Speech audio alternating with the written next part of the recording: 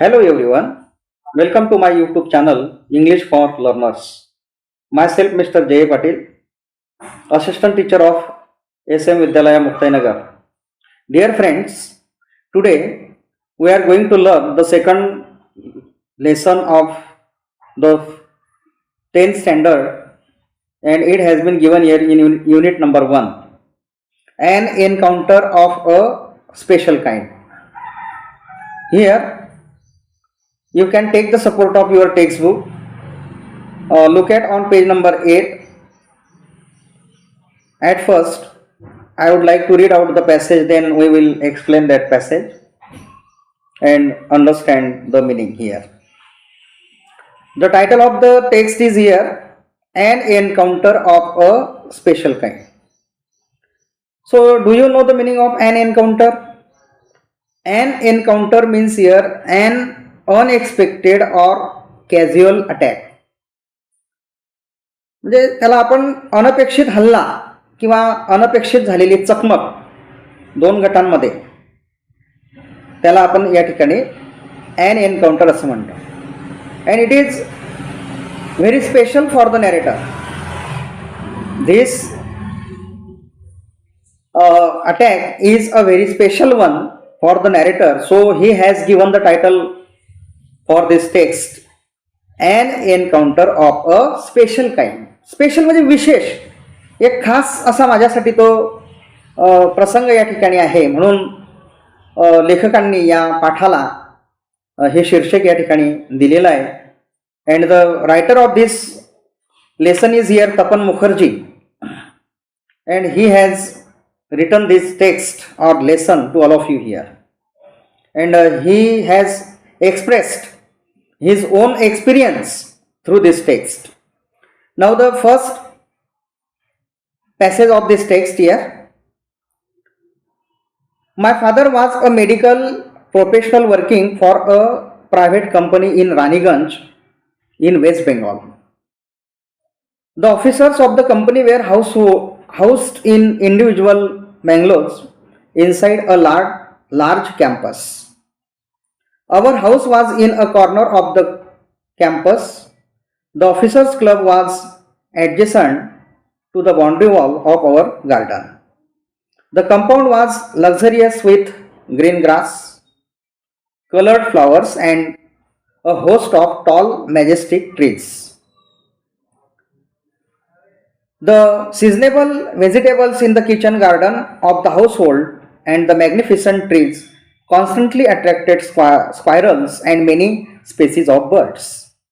A group of langurs had even made their den in an ashwastha tree nearby. They had all become a part and parcel of our existence and daily life.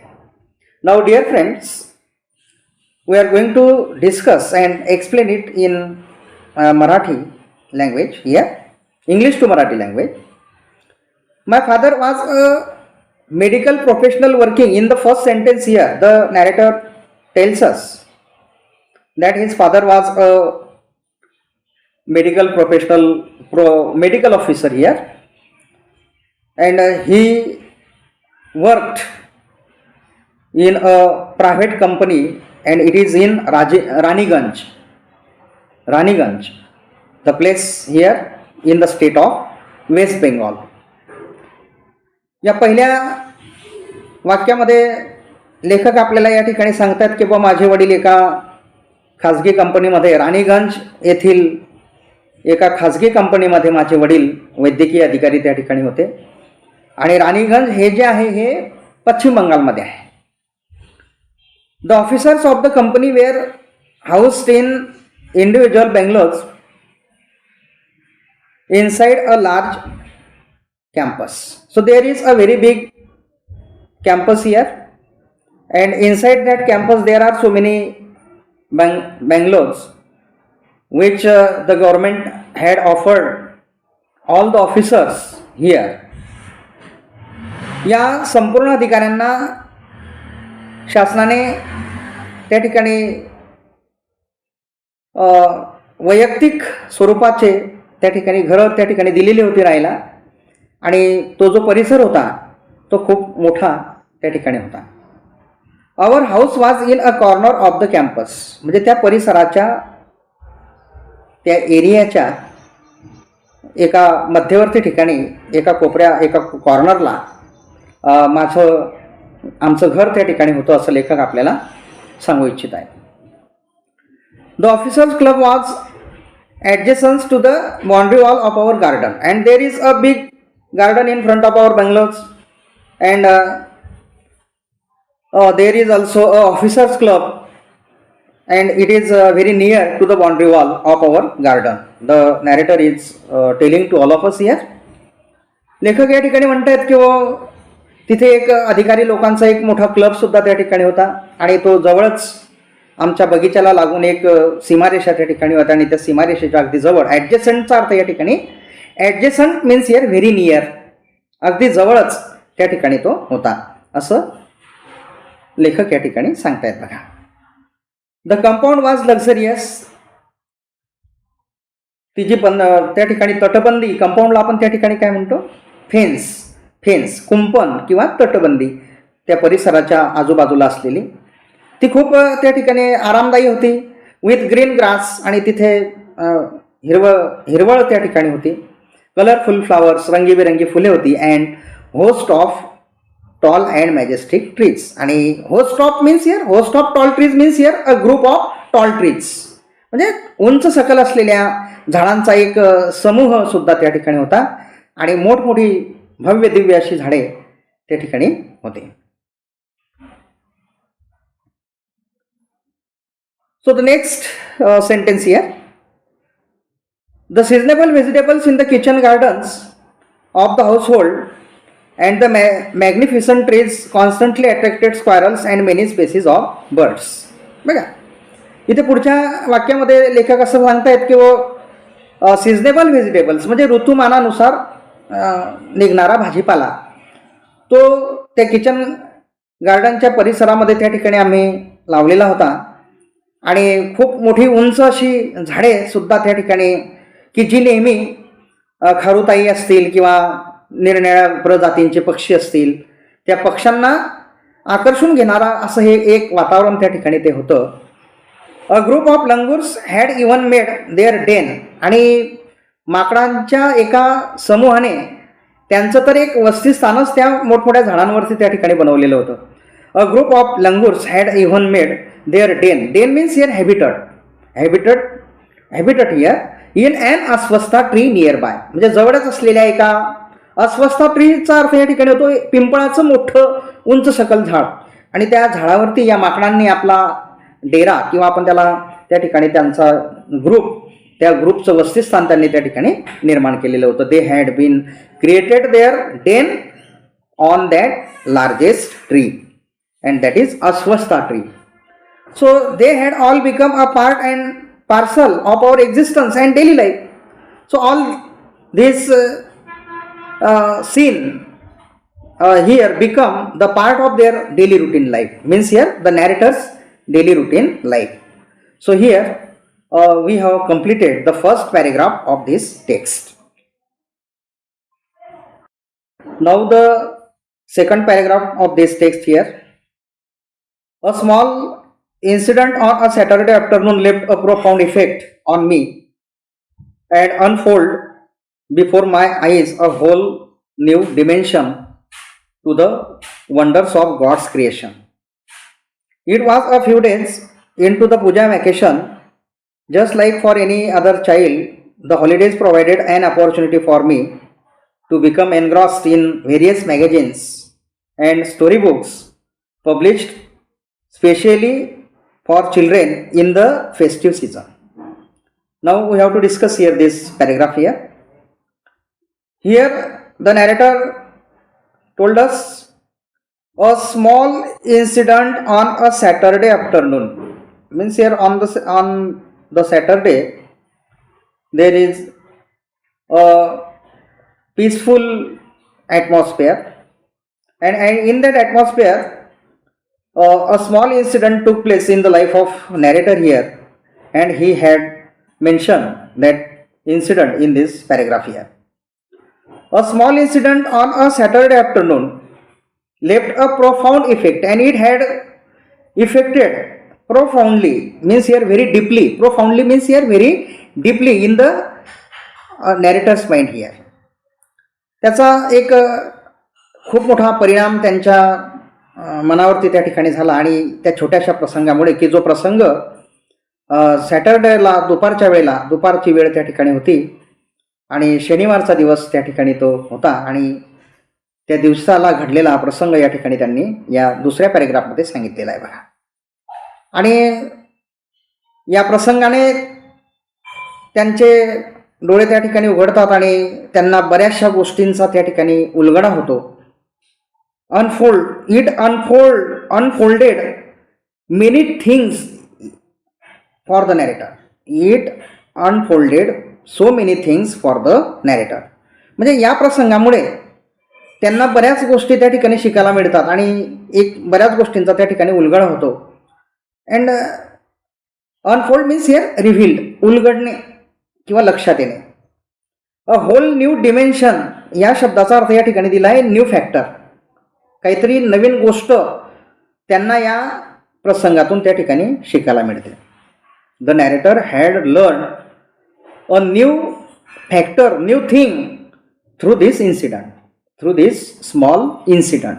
म्हणजे या छोट्याशा प्रसंगातून, शनिवारच्या वेळी घडलेल्या या छोट्याशा प्रसंगातून लेखकांना बऱ्याच गोष्टींचा उलगडा होतो आणि त्यांना काहीतरी त्या ठिकाणी त्या घटनेतून शिकता येते, असा एकंदरीत अर्थ या ठिकाणी होतो.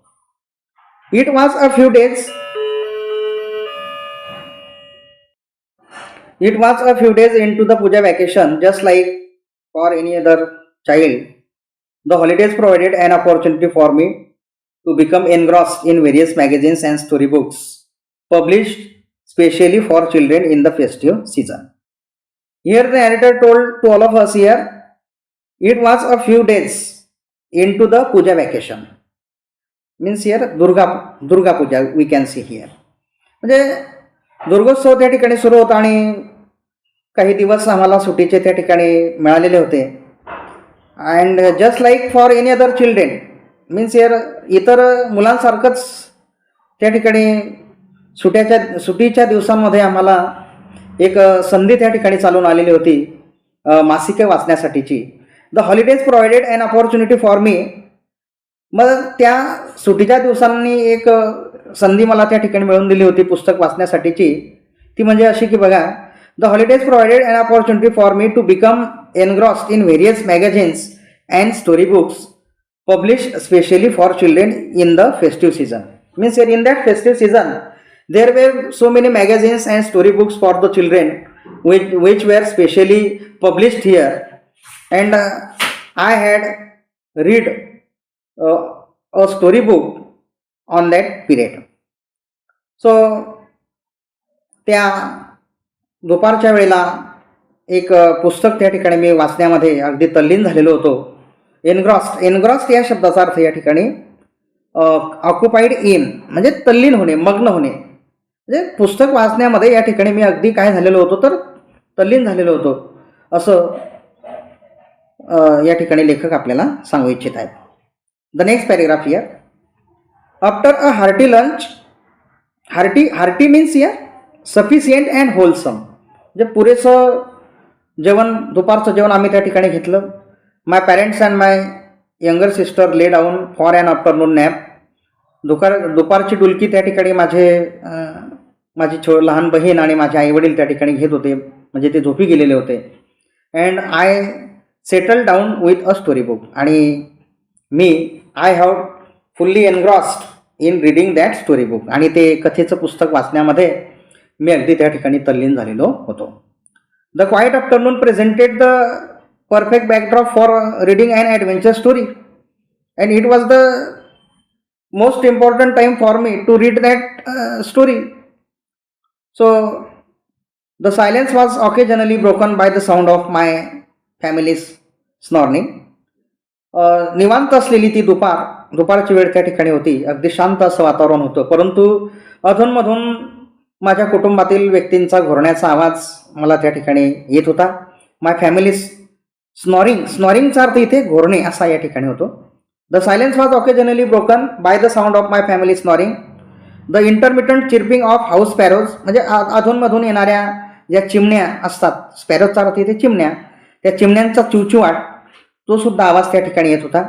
The harsh calving of a crow, म्हणजे कावडा जो असतो कावळाची कावकाव सुद्धा त्या ठिकाणी ऐकायला येत होते. The Srila call of a kite flying high above the ground, आणि अगदी जमिनी लेव्हलपासून उंच वर उडत गेलेल्या पतंगाचा आवाज सुद्धा, फडफडण्याचा आवाज सुद्धा त्या ठिकाणी येत होता. मिनट्स टिक बाय, म्हणजे वेळ पुढे सरकत होती. मिनट टिक बायचा अर्थ इथे काय, the time had passed away. Slowly and gradually the time had passed away here. हळूहळू वेळ पुढे त्या ठिकाणी निघून जात होते. And I became deeply absorb in the book, means here at that time I engrossed for reading that book, म्हणजे मी पूर्णपणे ते पुस्तक वाचण्यामध्ये या ठिकाणी तल्लीन झालेलो होतो. The next paragraph here. Suddenly I heard a group of street dogs barking furiously in the distance, म्हणजे माझ्या घरापासून थोड्याशा अंतरावरती कुत्र्यांचा भुंकणारा एक समूह, त्यांचा आवाज मला त्या ठिकाणी आला. I hear that sound. A group of street dogs which were barking furiously in a furious manner in the distance here.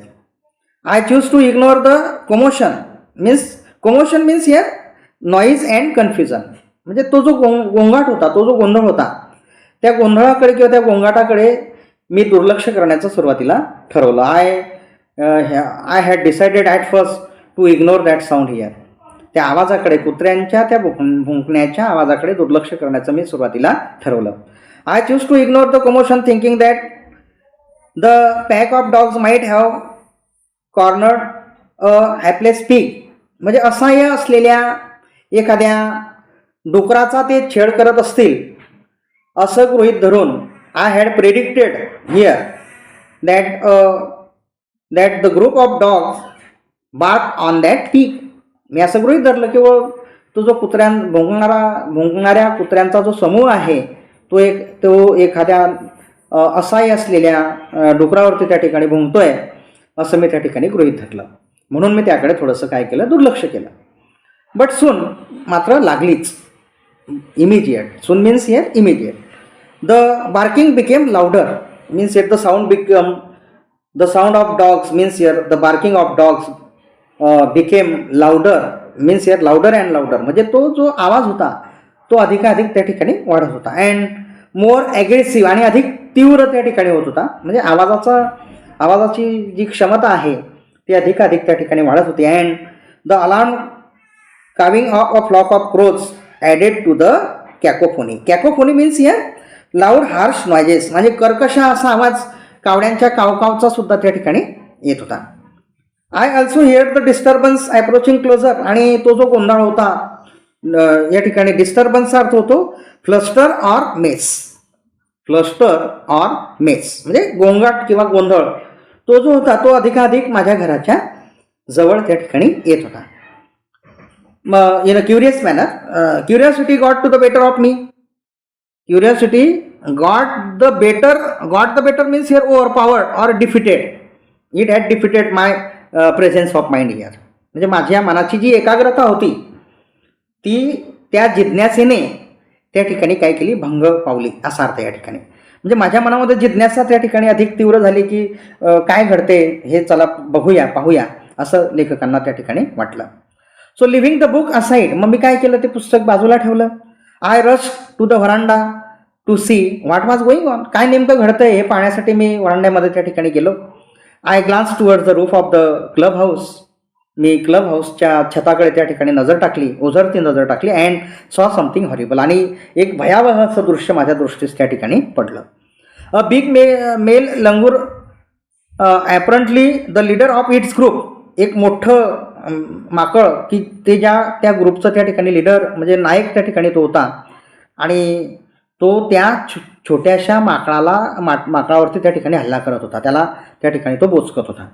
Was holding a baby langur in his hands, त्याने असं उचललेलं होतं त्याला एका हातामध्ये. अँड मर्सिलेसली बिटिंग इट ऑल, आणि तो चावा घेत होता निर्दयीपणे. मर्सिलेसली या शब्दाचा अर्थ या ठिकाणी क्रुएली, अगदी निर्दयीपणे त्या छोट्याशा माकडाचा त्या ठिकाणी तो चावा घेत होता आणि त्याला हवेमध्ये असं भिरकावत होता.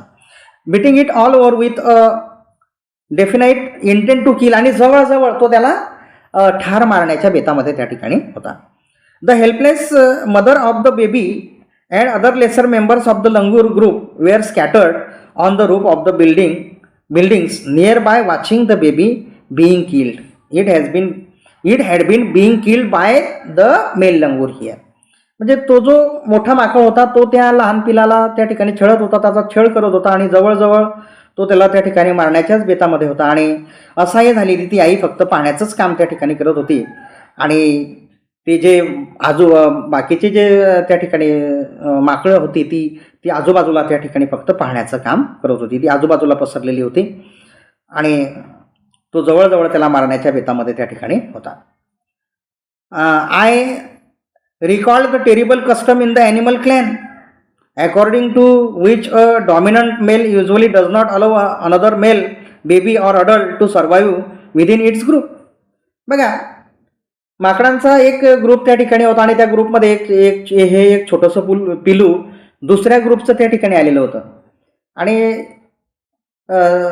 प्राण्यांची एक अवस्था त्या ठिकाणी अशी असते की आपल्या ग्रुपमध्ये बाहेरचं जर का कोणी त्या ठिकाणी आलं तर त्याला ते जास्त वेळ त्या ठिकाणी राहू देत नाही, त्याच्यावरती हल्ला करतात. मग हे पिलू दुसऱ्या ग्रुपचं त्या ठिकाणी आलेलं होतं आणि I recalled the terrible custom, म्हणजे माझ्या मनामध्ये एक शंका त्या ठिकाणी आली की हे जे पिलू आहे हे दुसऱ्या ग्रुपचं त्या ठिकाणी असावं आणि त्यांची जी परंपरा आहे, त्यांची जी रूढी आहे की जे दुसऱ्या प्राण्याला आपल्या ग्रुपमध्ये त्या ठिकाणी येऊ देत नाही, त्याची आठवण मला त्या ठिकाणी झाली. बघा, I recalled the terrible custom in the animal, म्हणजे प्राण्यांमध्ये असलेली ती परंपरा, ती रूढी मला त्या ठिकाणी आठवली. अँड ॲनिमल क्लॅन या शब्दाचा अर्थ a very large family according to which a dominant male, dominant means here powerful or superior, म्हणजे तो जो शक्तिशाली असा जो माकड होता तो त्याला त्या ठिकाणी छळत होता. Male usually does not allow, तो येऊ देत नाही, म्हणजे तो जो त्यांचा प्रमुख होता, तो जो प्रमुख माकड त्या ठिकाणी होता तो शक्यतोवर दुसऱ्याला आपल्या ग्रुपमध्ये त्या ठिकाणी येऊ देत नाही आणि म्हणूनच तो त्या पिलावरती त्या ठिकाणी हल्ला करत असावा असं लेखकांनी त्या ठिकाणी गृहीत धरलं. आता the next paragraph here, without losing any time, म्हणजे कुठल्याही पद्धतीचा वेळ न गमावता. I gathered a stout stick in one hand, एका हातामध्ये मी काठी त्या ठिकाणी घेतली. And hurled a piece of stone, आणि काही दगडाचे तुकडे मी त्या माकडाच्या दिशेने त्या ठिकाणी भिरकावले. हर्डचा अर्थ इथे भिरकावणे, थ्रू फोर्सफुली, अगदी वेगात त्या ठिकाणी फेकणे. A piece of stone at the marauding langur searching for something to steal or attack, म्हणजे हल्ला करणाऱ्या किंवा हल्लेखोर असणाऱ्या त्या मोठ्या माकडावरती त्या ठिकाणी मी भिरकवण्याचा प्रयत्न केला. The langur was so infuriated that it hardly took any notice of my assault, म्हणजे माझ्या दगडांचा त्याच्यावरती काहीही परिणाम त्या ठिकाणी होत नव्हता, कारण तो त्याला छेडण्यामध्ये अगदी मग्न त्या ठिकाणी झालेला होता आणि चौथांडलेला होता. इनफ्युरिएटेडचा अर्थ इथे खूपच त्या ठिकाणी तो चौथांडलेला होता. But then I started throwing more stones. Once again, I do my best here for throwing more and more stones at that marauding langur. आणखी दगड फेकण्याचा मी त्याला त्या ठिकाणी प्रयत्न केला. The dogs on their part raised their pitch of cry. आणि एका बाजूला कुत्र्यांचा जो ग्रुप होता त्यांच्या मुंकण्याचा आवाज सुद्धा त्या ठिकाणी अनेक पटींनी वाढलेला होता. The sound of barking dogs increases here in many folds, म्हणजे increased here in many fold, म्हणजे तो अनेक पटींनी वाढलेला होता. कुत्र्यांचा एक समूह त्या ठिकाणी बाजूला होता आणि त्यांचा जो आवाज होता तो सुद्धा त्या ठिकाणी अधिक वाढलेला होता, असा अर्थ या ठिकाणी आहे. तर विद्यार्थी मित्रांनो, या पाठाचा पहिला भाग या ठिकाणी मी संपवतो आहे. Now in this way we learn the first part of this text here. The second part of this lesson we will learn and discuss in the second part. Okay, thank you for listening my video.